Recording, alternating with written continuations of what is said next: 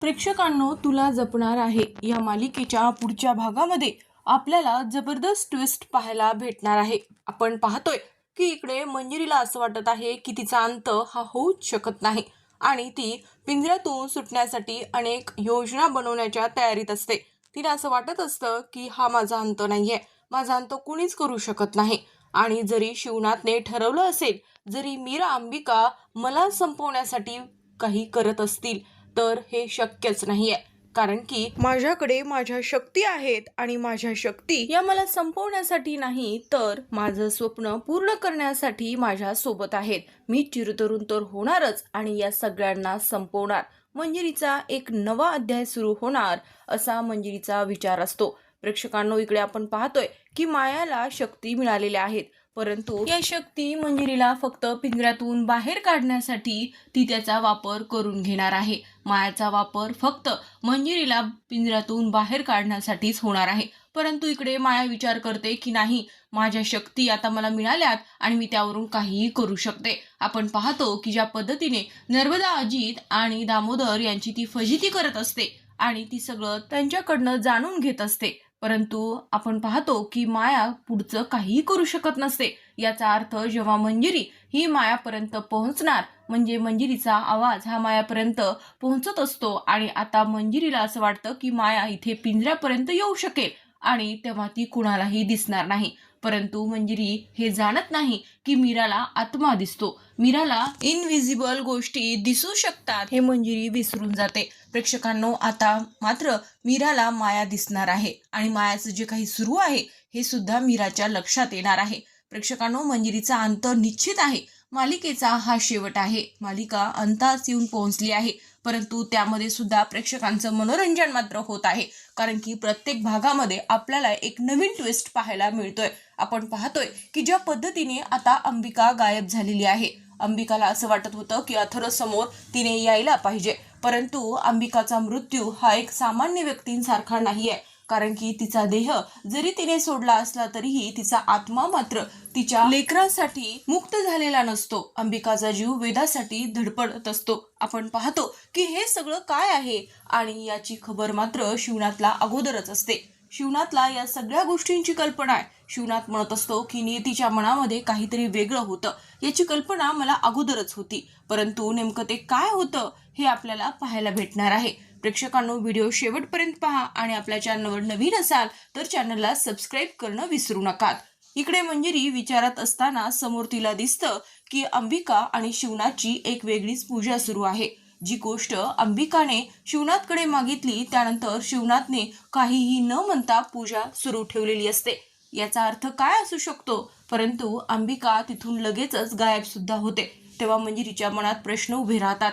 मंजिरी विचार करत असते की हे सगळं काय सुरू आहे? माझ्या विरोधात अंबिका काही करत असेल का? अंबिका खरंच काही करू शकते का?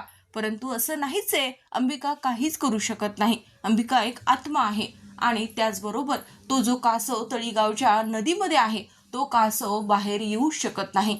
जोपर्यंत मी इथे जिवंत आहे तोपर्यंत काहीच घडू शकत नाही. माझी सुटका या पिंजऱ्यातून होणार.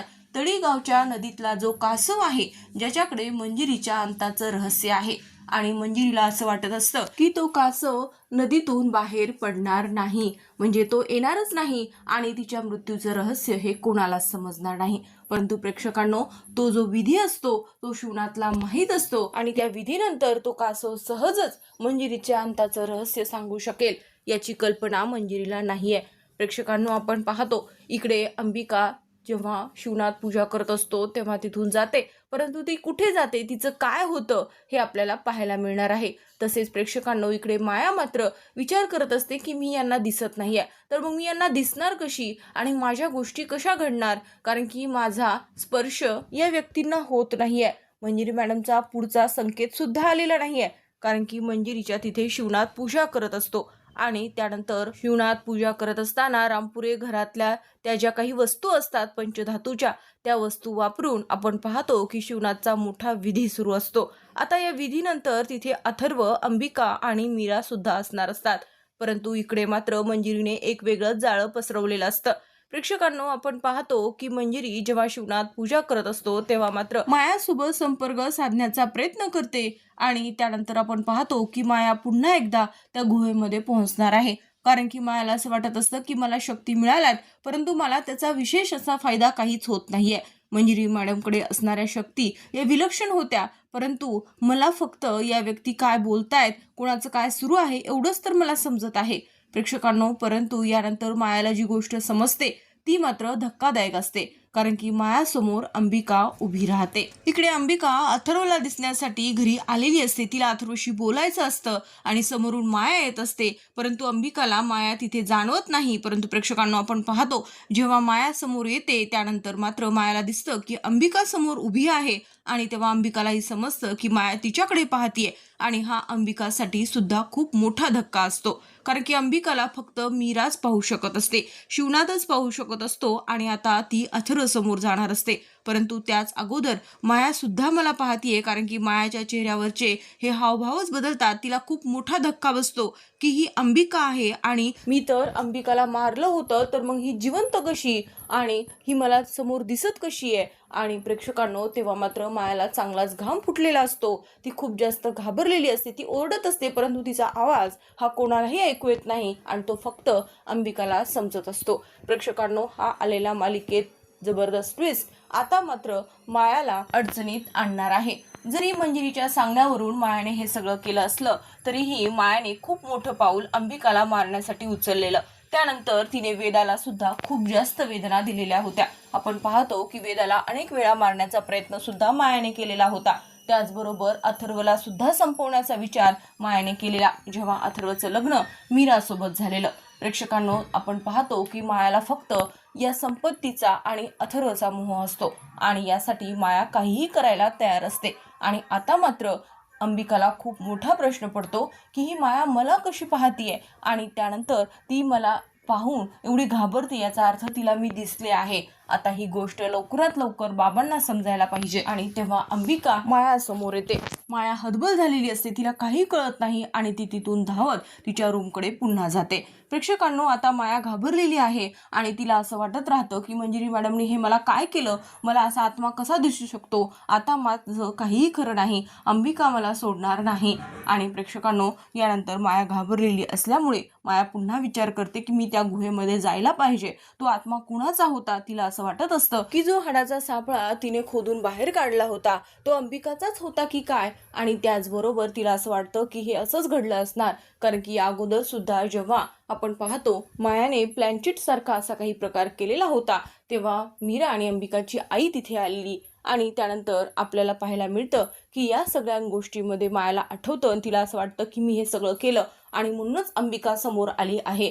आणि त्यानंतर आपण पाहतो की माया घाबरून त्या पुन्हा गुहेत जाते.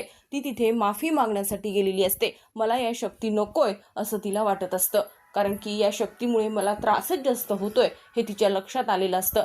परंतु मंजिरीचा हेतू पूर्ण झालेला नाहीये आणि आता माया अडचणीत सापडलेलीच आहे. आपण पाहतो की हा सगळा खेळ तर निर्माण झाला आहे, परंतु याचबरोबर आता मात्र इकडे शिवनाथ हा मंजिरीकडे पाहत असतो. मंजिरी खूप जास्त रागाने शिवनाथला बोलत असते, तू कितीही ठरवलंस तरी माझा अंत होऊ शकत नाही. माझ्याकडे माझ्या शक्ती आहेत आणि तुझी महागौरी तुला कधीच साथ देणार नाही. अरे, तू आत्तापर्यंत इतक्या वर्षात माझं काही करू शकला नाहीस, तर इथून पुढे काय होणार आहे तुझ्याकडनं? काहीच नाही. असं बोलल्यानंतर मात्र शिवनाथ म्हणत असतो की हा अहंकारच तुला संपवणार आहे. तुझा अंत तर मंजिरी निश्चित आहे. मला माहिती आहे की मी इतके वर्ष काही करू शकलो नाही, परंतु मी शांत नव्हतो मंजिरी. तुला संपवण्यासाठी माझी साधना सुरू होती, कारण की मला माहित होतं की माझा सामना कुणाशी आहे आणि तुला संपवण्यासाठी मला कोणत्या शक्ती असाव्या लागतील याची कल्पना मला होती. मला सगळ्या गोष्टी ज्ञात आहेत मंजिरी. तू कितीही शक्तिशाली असलीस तरी तुझा अंत हा निश्चित आहे, कारण की तुझा हा अहंकारच तुझा विनाश करणार आहे. तुझा अहंकार तुझ्या विनाशाचं कारण बनणार आहे. अगं, रावण खूप शक्तिशाली होता, खूप सामर्थ्यवान होता, त्याला शिवशंकराची साथ होती, परंतु त्याच्याजवळ अहंकार होता आणि तो अहंकारच त्याच्या मृत्यूचं कारण बनलं आणि त्यामुळे तुझा सुद्धा अहंकार तुझ्या मृत्यूचं कारण बनणार आहे असं मात्र शिवनाथ मंजिरीला म्हणत असतो. इकडे आपण पाहतो जे काही घडलं आहे त्यामुळे मात्र अंबिका लवकरात लवकर मीराला या सगळ्या गोष्टींची कल्पना द्यायला पाहिजे असं म्हणत ती मीराजवळ जाते. मीरा सुद्धा तिच्या बाबाकडनं घरी आलेली असते. मीराच्या डोक्यामध्ये सुद्धा अनेक प्रश्न असतात आणि तेव्हा आपण पाहतो की अनन्या पुन्हा एकदा मीराशी वाद घालत असते की माझी आई कुठे आहे. आणि तेव्हा मात्र मीराच्या लक्षात येतं की या अगोदरचं अनन्या सगळं विसरली आहे आणि ती आत्ता काहीतरी नव्याने विचारतीये. आणि तेव्हा आपण पाहतो की अथर्वने मीराला सांगितलेलं असतं की मी आईबद्दल अनन्याला समजावलेलं आहे की आई आश्रमात गेली आहे. आणि तेव्हा मात्र मीरा म्हणते की हो, मी अथर्वला त्यांच्या आईशी बोलताना ऐकलं आणि तेव्हा मला समजलं की आश्रमामध्ये काहीतरी काम निघालं आहे आणि म्हणून मंजिरी तिथेच आहे. आता मात्र अनन्याला कळत नाही की इतका वेळ का लागतोय आणि आईचं असं कोणतं काम आहे. आणि त्यानंतर आपण पाहतो की अनन्या आश्रमाबद्दल अथर्वला विचारण्याचा विचार करत असते. इकडे नर्मदा आणि दामोदर अजित सुद्धा मायाचा विचार करतात की माया किती वेळ झालं घरातनं बाहेर गेली आहे आणि ती बरंच काही करणार होती याची कल्पना आपण पाहतो की नर्मदाला सुद्धा असते. आणि त्यामुळे नर्मदा विचार करते की या मायाचा खेळ सुद्धा मंजिरीने संपवलेला असणार. मायाला समजावलं होतं परंतु त्या मूर्ख मायाने काहीही ऐकलं नाही. प्रेक्षकांनो, आपण पाहतो की त्यानंतर मात्र अंबिका मीराला सांगत असते की मायाने मला पाहिलं आहे, माया सुद्धा मला पाहू शकते. असं ऐकल्यानंतर मात्र मीराला धक्का बसतो की हे असं कसं घडू शकतं. इतक्या सहजासहजी माया तुला कशी पाहू शकते, कारण की अथर्व तुला पाहू शकत नाहीत तर माया कशी पाहू शकते. हा धक्का मात्र आपण पाहतो की मीराला सुद्धा बसलेला असतो. आणि त्यानंतर अंबिका विचार करते की बहुतेक बाबांनी जो काही विधी केला त्यामुळे मी सगळ्यांनाच तर दिसत नसेल. आणि तेव्हा आपण पाहतो की मीराला असं वाटतं की नाही, असं नाही होऊ शकत, कारण की बाबाला सगळ्या गोष्टींची कल्पना आहे. ताई, काहीतरी वेगळं घडतंय, मी पाहते असं म्हणत आपण पाहतो की मीरा ही मायाच्या रूममध्ये जाते. आणि तेव्हा तिच्या लक्षात येतं की ही माया ही नर्मदा, अजित आणि दामोदर यांना दिसत नाहीये, ती फक्त मला दिसतीये. आणि त्यानंतर माया घाईघाईने, कारण की मायाने पाहिलेलं असतं की मीरा सुद्धा तिच्या दिशेने येते आणि तेव्हा अनेक प्रश्न हे समोर येतील आणि मला मात्र अडकवण्यात येईल. आणि तेव्हा आपण पाहतो की माया या भीतीने पुन्हा त्या गुहेमध्ये जाते. प्रेक्षकांनो, तेव्हा मीराने मायाचा पाठलाग केलेला असतो आणि त्यानंतर मात्र जे काही मीराला समजतं ते अतिशय धक्कादायक असतं. प्रेक्षकांनो, आपण पाहतो की मीरा पाहते तर त्या गुहेमध्ये माया आहे आणि मायाला सुद्धा ही गुहा दिसली आहे. म्हणजे हे सगळं मंजिरीचं षडयंत्र असू शकतं. नक्कीच मंजिरी मायाचा वापर करून त्या पिंजऱ्यातून स्वतःला सोडवण्याचा प्रयत्न करतीये, ही गोष्ट मीराच्या लक्षात आलेली आहे. तर आता प्रेक्षकांनो, मीरा आणि अंबिका मायाला थांबवू शकतील का आणि त्यानंतर पुढे मंजिरीचा अंत कसा होईल हे पाहणे सुद्धा इंटरेस्टिंग होणार आहे. तर आता प्रेक्षकांनो, तुला जपणार आहे या मालिकेच्या लेटेस्ट अपडेटसाठी चॅनलला सबस्क्राईब करा. व्हिडिओ आवडला असेल तर व्हिडिओला लाईक आणि शेअर करायला विसरू नका.